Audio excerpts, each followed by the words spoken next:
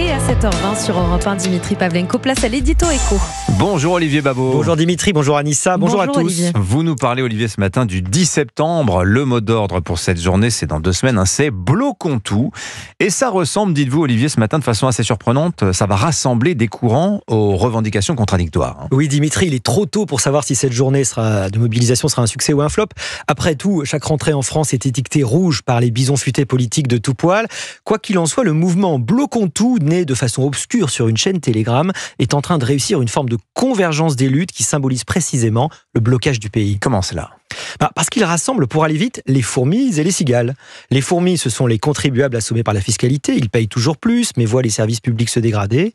En face, les cigales, c'est-à-dire, mettons, la gauche radicale et tous ceux qui estiment au contraire que l'État ne dépense jamais assez. Pour eux, tout problème a sa solution, un nouvel impôt. Alors donc, cette alliance apparemment contre nature se fait entre ceux qui veulent payer moins et ceux qui veulent prélever plus. Et oui, au corps défendant des premiers, bien sûr. Souvenons-nous comment les manifestations des Gilets jaunes, nées pour s'opposer à une taxe carbone, sont devenues, par le jeu des récupérations, des mouvements pro-écologistes dans les manifestations. Mais enfin, aujourd'hui, ils joignent leurs voix. On a ici désormais les fameux Nicolas, éternels financeurs du système, et puis mettons les Mélenchon, partisans de la dépense illimitée financée par les dits Nicolas.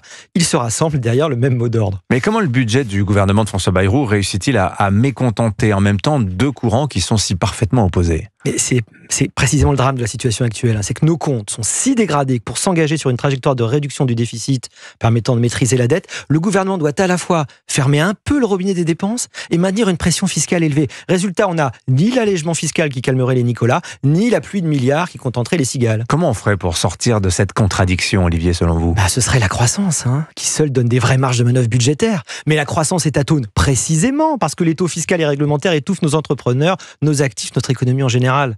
Pour retrouver la prospérité qui seule permettrait de financer nos exigences de redistribution hyperboliques, il faut d'abord en passer par une profonde réforme de l'État, plus d'efficacité, moins de gaspillage, périmètre d'action resserré, chose qui ne se fait pas sans majorité forte et mandat clair, donc pas jusqu'à nouvel ordre. Donc, chers manifestants du 10 septembre, si votre souhait est de bloquer la France, rassurez-vous, c'est déjà fait. Signature Europe 1, Olivier Babot. Merci beaucoup Olivier.